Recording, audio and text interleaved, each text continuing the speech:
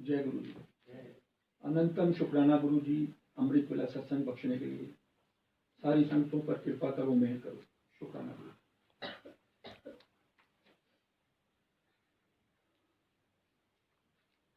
संगत जी जय गुरु जी।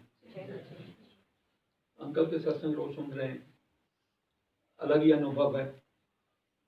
बहुत ही उनका अपना ही कनेक्शन है, अपना एक्सपीरियंस है, और हमारे लिए भी बहुत बड़े मैसेज मिलते हैं। क्या कर सकते हैं, कोई शब्द नहीं है, कोई शब्द नहीं है। वाकई में शहंशाहों के शहंशाह हैं, जैसे हम कहते हैं किंग्स ऑफ किंग्स। कोई भी कुछ भी कर सकते हैं, क्या कर सकते हैं, बस सिर्फ हमारी श्रद्धा, भाव, विश्वास, भरोसे की बात है। बेअंत हैं, इनकी लीला अपरंपार है, और समय आने पर सब ब्लेस हैं। अपना अपना समय है, पर विश्वास रखिएगा, वी आर सो ब्लेस्ड। शुक्राने नहीं खत्म होते, हमारी झोलियां छोटी पड़ जाती हैं जब ये देने पे आए। झोलियां छोटी पड़ जाती हैं, हमें समा नहीं पाते हैं ये जितना बख्श देते हैं। तो बहुत शुक्राना गुरु जी। पिछले आज इस 20th डे पे हमें एक सेवा बख्शी गई है कि उनकी कृपा से कि जपजी साहब के बारे में संगतों के साथ शेयर करें। हम सुनते हैं, जपजी साहब बहुत समय से सुन रहे हैं, पर उसके अर्थ समझने की ये सेवा बख्शी गई है, जो छोटा सा हम प्रयास कर रहे हैं। ना इतनी क्षमता है कि हम उसकी कोई बखान कर सकें, पर छोटा सा प्रयास है, जितना वो कृपा करके करवा दें। एक ओंकार सतनाम कर्ता पुरख निर्भय। आज कल तक हम कर्ता पुरख पे थे, आज निर्भव पे आ गए। निर्भव का अर्थ भय से मुक्त, भय से मुक्त। और इस सृष्टि में सिर्फ निरंकार ही हैं जो निर्भव हैं। हम सब डर में हैं। हमारी तो छोड़ दीजिए बात, सूरज, चांद, धरती, समुंदर, नदियां, पेड़ पौधे, जीव जंतु सब डर में हैं, सब डर में हैं। सृष्टि के मालिक ने जो सृष्टि बनाई, एक लेबल सबके ऊपर लगा के भेजा, डर। और डर का मतलब उन्होंने तुलना की है उनके हुक्म में, भय में, उनके हुक्म में ही सब चीजें अपना काम करती हैं। सूरज उनके हुक्म से निकलता है, धरती हमें अपने आप ऊपर अपना भार उठा के उनके हुक्म से ही अपने आप को हमें खड़ी करके रखी हुई है। हर चीज, हर जीव जंतु को महाराज ने, ये हमें एक किस्म से डर के साथ भेजा गया है सृष्टि पर, रचना रची गई। और इसका डर का निवारण क्या है, कैसे अब हम बच सकते हैं इस डर से? सिर्फ निवारण यही है, इनकी सिमरन, नाम लेना, सेवा करनी, यही डर से हम बच सकते हैं। तो डर के ऊपर ये मूल मंत्र में जो शब्द आया निर्भव, क्योंकि यही एक हैं जो हमें ये बता रहे हैं कि ये अविनाशी हैं, पहले भी थे, आज भी हैं, आगे भी रहेंगे, और यही हैं जो सिर्फ डर से मुक्त हैं। और हमें रास्ता तो मिल ही रहा है, दिखाई रहे हैं।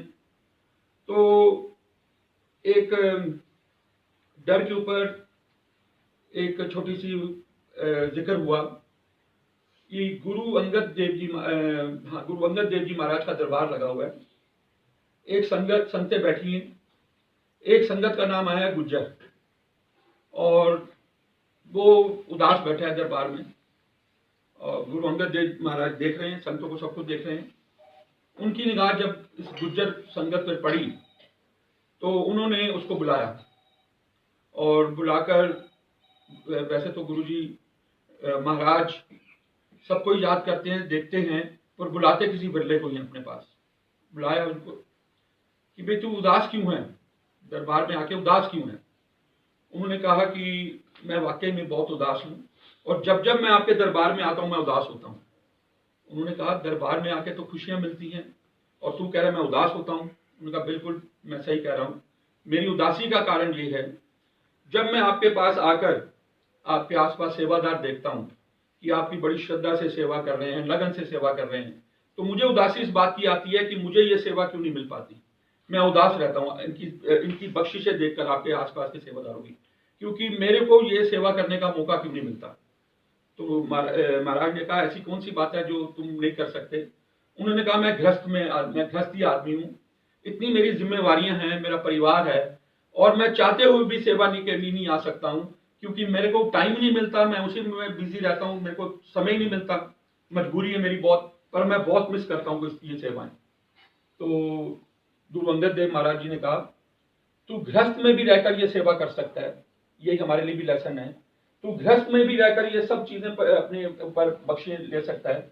तो उन्होंने ये समझाया कि तुझे 4 वचन मानने हैं मेरे, अगर तू ये 4 वचन मान लेगा तो जो तू चाहता है, क्योंकि उसने कहा संगत ने कि मेरा जीवन मरण कैसे कटेगा, जब तक मैं सेवा सिमरन आप नहीं कर पाऊंगा तो मेरा जीवन कैसे कटेगा, जीवन और मरण कैसे कटेगा। तो महाराज ने कहा तेरा जीवन मरण कट सकता है, तू 4 वचन मान ले, अगर तू श्रद्धा भाव से ये 4 वचन मान लेगा तो तेरा भी जीवन मरण कट जाएगा। अब उन्होंने कहा पहला वचन, देखिए आज हम अमृत वेला में बैठे हैं, बहुत संगतें पूरे विश्व में बैठी हैं, कर रही हैं, हमें ये महाराज ने बख्श दिए है, विरलों को बख्श दिया है, जो बख्शे जा रहे हैं, तो बहुत शुक्राना है उनका। पहला ही वचन गुरु अंगद देव महाराज का था अमृत वेला का। उस टाइम पे ये देखिए गुरु के वचन है मुख से निकले हुए, ये जो चीजें ये नहीं है कि आज हम अपने हिसाब से कर रहे हैं, ये सब उनकी बख्शिशें हैं, ये पुरातन समय से अमृत वेला का बखान चला आ रहा है।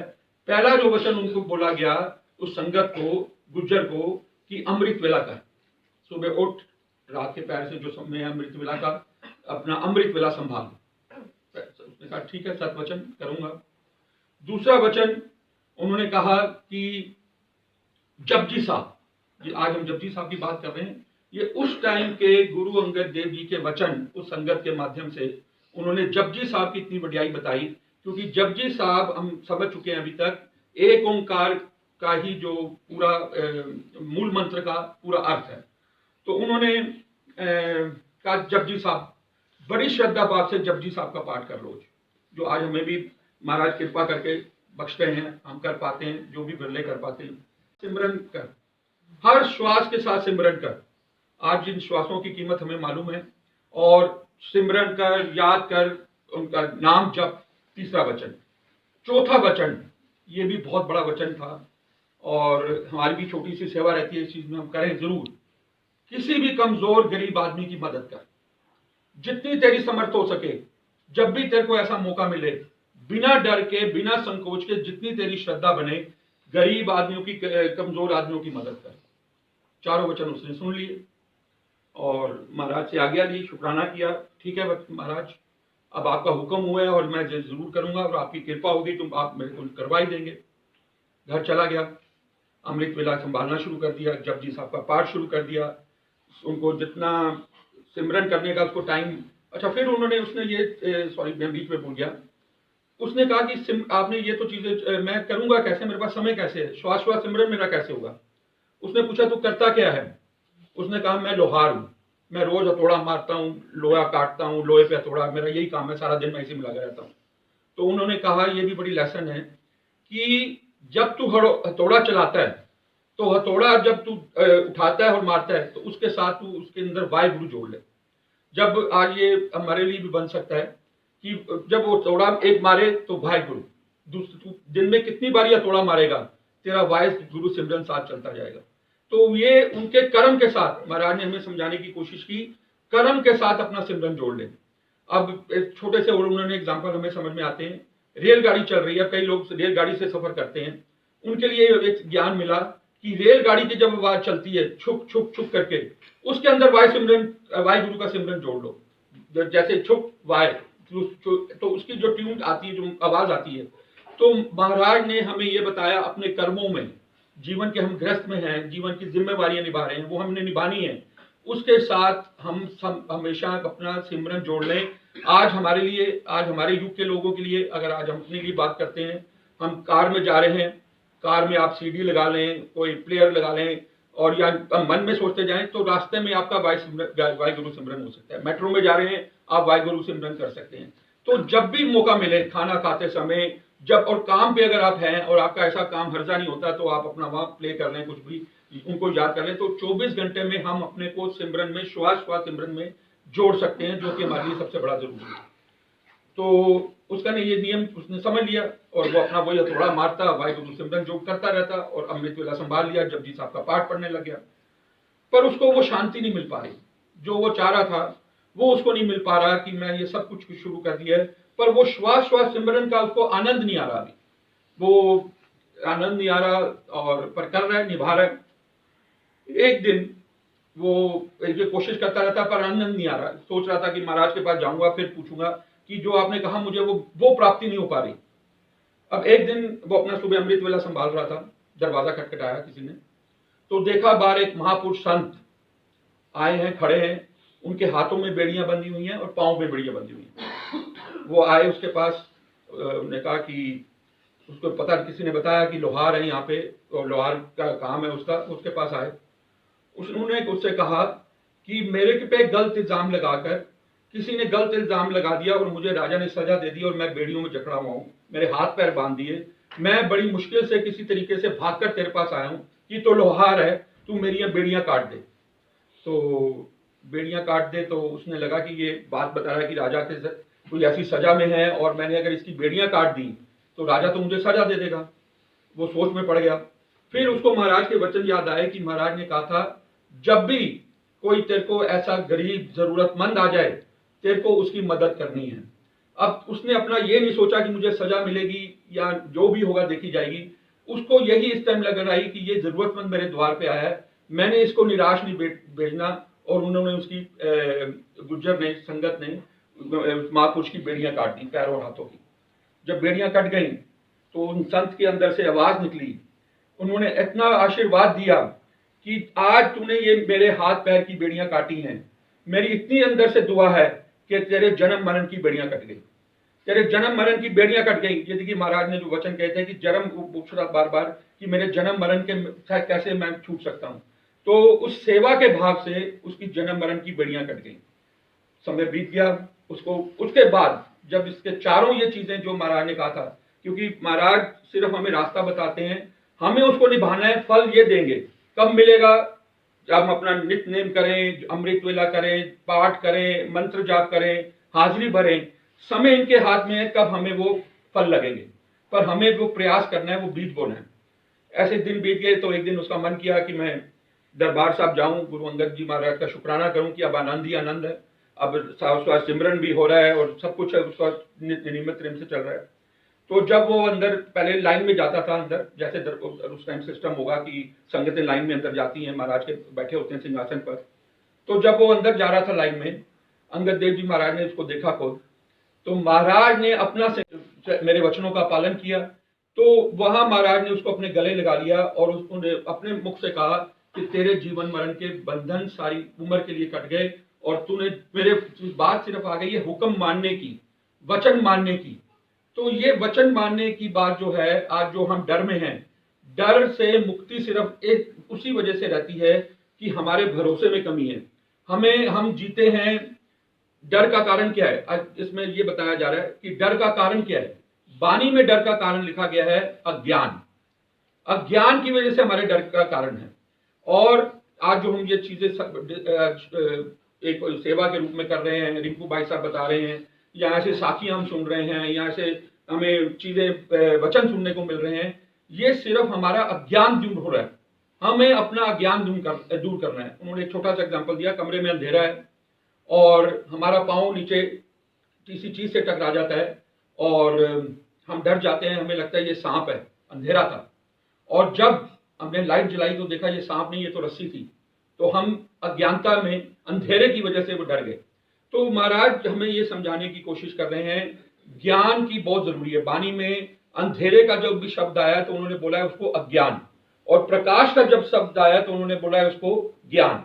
तो जब हमारे अंदर ये ज्ञान आ जाएगा, एक साथ में उन्होंने एक चीज जोड़ी, हम हमेशा चिंता में रहते हैं भूतकाल की, मेरे साथ ऐसा क्यों हुआ, मेरे साथ ऐसी गलत चीज क्यों हो गई, मेरे साथ ऐसा हादसा क्यों हुआ था। तो एक तो भूतकाल की चिंता में हम डर में रहते हैं, दूसरा हम भविष्य की चिंता के डर में रहते हैं, आने वाले समय में क्या होगा, कल मेरे साथ क्या होगा, कल कुछ चला ना जाए, कुछ मेरा खो ना जाए, मेरी नौकरी ना चली जाए, या कुछ ऐसा ना आ जाए। वो भविष्य की चिंता में हम सब रहते हैं, हमें कल की चिंता रहती है, हम वर्तमान में जीना भूल चुके हैं। महाराज ने इसे समझाने की कोशिश की, हमें अपने आप को वर्तमान में लाना है। आज हम यहाँ बैठे हैं, आज हम वर्तमान में बैठे हैं, अमृत वेला कर रहे हैं, आज ना भूतकाल सोच रहे हैं ना भविष्यकाल सोच रहे हैं, वर्तमान में जो आप आनंद ले रहे हो, तो जो खुशी महसूस हो रही है, जो बख्शिशें ये वर्तमान में रह के हो रही हैं। तो जब भी वर्तमान में हमें जीना है ना, हमें भूतकाल में इस डर से निकलना है कि जो बीत गया वो बीत गया, जो आएगा वो महाराज विश्वास रखिए बस। सृष्टि के मालिक जब आपके साथ हैं, जो मैं बार बार ये बात दोहराने वाली है, जब सृष्टि के मालिक को आप अपना समझ चुके हो, भरोसे की बात आ गई, तो कल भी आपका कभी कोई कुछ नहीं बिगाड़ पाएगा। वो ठीक बात है, समय कर्मों के हिसाब से जो भी थोड़ी बहुत परेशानी आएगी वो भी खड़े होकर निकाल देंगे। तो हमें वर्तमान में जीना है और वर्तमान में ही हमें खुशी प्राप्त हो सकती है, आप ना भूतकाल में सोचने में ना भविष्य काल में। तो ये बड़े छोटे छोटे से एग्जाम्पल हम रोज सुन रहे हैं, महाराज हमें बख्शवा रहे हैं। तो हमें सिर्फ यही समझना है कि विश्वास रखिए, अपना नित्य प्रेम रखिए, और जो भी जितना आपको समय मिले। और आपने आज सुन लिया, बहुत पहले भी हर वाणी बताती है, गरीब कमजोर लोगों की मदद जरूर करा करिए। हमारे बहुत कर्म कटते हैं और ये रास्ते हैं, बड़े सिंपल तरीके से जितनी समर्था हो सके इस कार्य को भी जरूर करें। तो बहुत बहुत शुक्राना महाराज, इसी तरह कृपा बरसाए रखना और सबको खुशियां देते रहना। जय गुरु।